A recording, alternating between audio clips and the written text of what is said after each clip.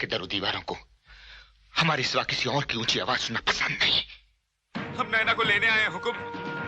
गुस्ताख, अपनी जबान से नैना का नाम लेने की तेरी हिम्मत कैसे हुई? क्योंकि हम उससे प्यार करते हैं, वो हमारी मोहब्बत है हुकुम। हमें नैना दे दीजिए, हम उसे लेकर गांव लौट जाएंगे, गांव लौट जाएंगे हुकुम। नैना हमारी जागीर है, वो इस घर में हमारी ख्वाहिश बनकर आई थी और अब हमारी जिंदगी बनकर रहेगी। जा, चला जना से।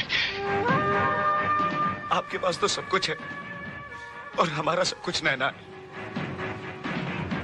हमें हमारी नैना दे दीजिए। तुझे नैना चाहिए? हाँ हाँ हुकुम, हुकुम नैना चाहिए मुझे।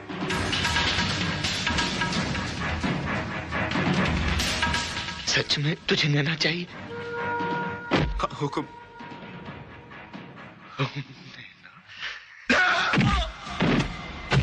नैना चाहिए इसे, हमारी नैना चाहिए इसे। हाँ नैना चाहिए मुझे, मुझे नैना चाहिए। नैना का नाम अब किसी की जबान पर आया तो हम उसकी जबान खींच लेंगे। जितना चाहे जुल्म कर लो, पर मेरी नैना मुझे दे दो, मेरी नैना मुझे दे दो। मत ले नैना का नाम, ये हमारी कुव्वत आजमा रहा है। मत ले नैना का नाम। अगर तू हमारे वफादार मर्द का बेटा ना होता, उसका खून ना होता, तो तेरे जिस्म का सारा खून इस फर्श पर बहा देते। उसी खून में बहते हुए तेरे नमक ने मुझे रोक रखा है, वरना नैना की खातिर मैं यहाँ लाशों के ढेर बिछा देता।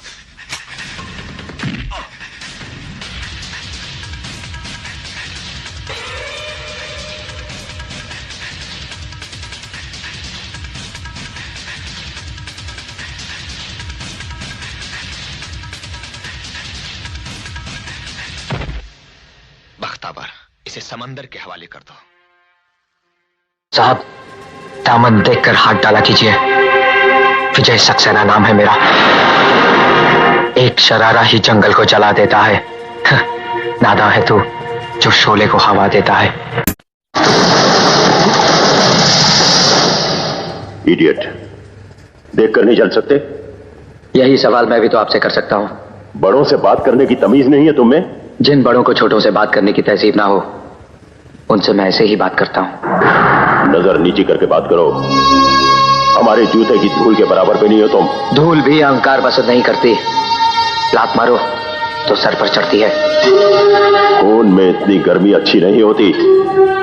टकराने से पहले कम से कम इतना जान लिया करो कि सामने वाला कौन है। शुक्र कीजिए कि आज अनजाने में टकराव हुआ है, और दुआ कीजिए कि कभी जानबूझकर टकराना ना पड़े, वरना जान पहचान महंगी पड़ जाएगी। छोटा मुंह और बहुत बड़ी बात कह गए तुम। ये धमकी देने से पहले अपनी औकात और हमारी हैसियत तो देखी होती। चूटी का हाथी को धमकाना अच्छा नहीं लगता बरखुरदार। चूटी होती तो बहुत छोटी है शोभराज साहब, लेकिन अगर हाथी के कानों तक पहुंच जाए तो उसकी मौत का कारण बन जाती है। और आप अपनी जिस हैसियत की बात कर रहे हैं ना, उस हैसियत को बहुत अच्छी तरह से जानता हूं मैं। बहुत अमीर करोड़पति हैं आप, लेकिन अपने बेटे की जिंदगी बचाने के लिए भिखारी बनकर मेरे बाबूजी के सामने भीख मांग चुके हैं आप।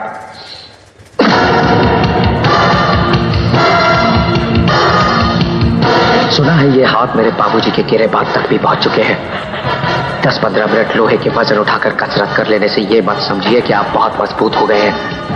मैं हर दिन 15 घंटे पिछले 15 सालों से सिर्फ लोहे का काम कर रहा हूं, और लोहे से जब शीशा टकराता है तो उसके इतने टुकड़े हो जाते हैं कि गिनना मुश्किल हो जाता है।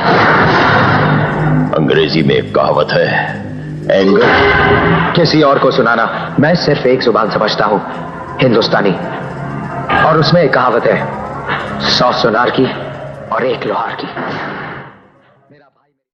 नहीं, ये झूठ है। मेरा बापू किसी का खून नहीं कर सकता। उस रात मैंने एक आदमी को देखा था। पिछले 20 सालों से उसका चेहरा मेरी आंखों के सामने है।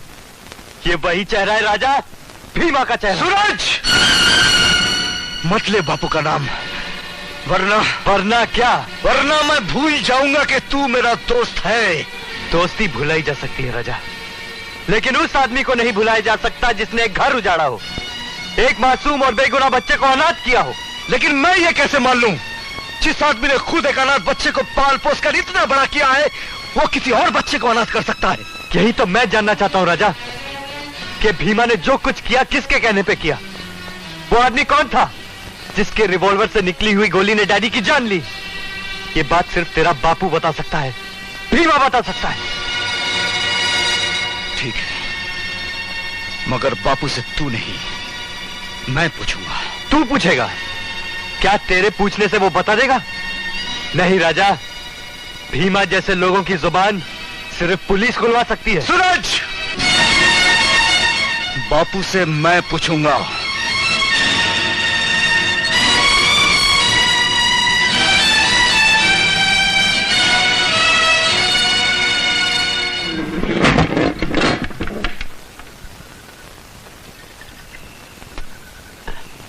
अरे राजा बेटा, तू आ गया? ये ले, बहुत थक गया होगा, ले। तेरी टांग कैसे टूटी थी बापू? टूटने दे, दूसरी भी टूट जाए तो क्या है, मुझे सहारा देने के लिए तेरे जैसा बेटा है ना। तुम इंस्पेक्टर धर्म वर्मा को जानते हो बापू?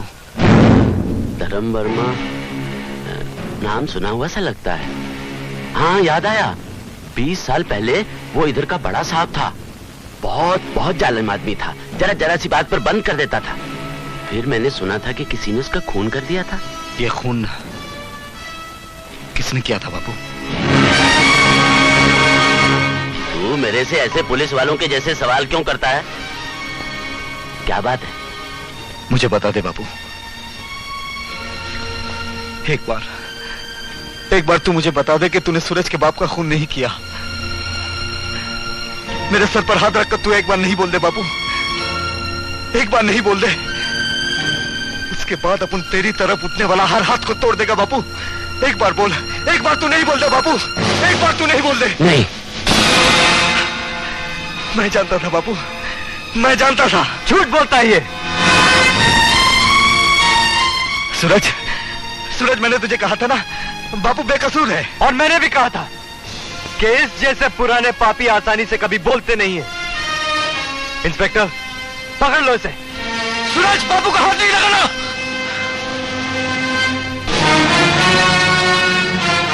बापू ठीक कहते थे, पुलिस वाले किसी के दोस्त नहीं होते, किसी के दोस्त नहीं होते।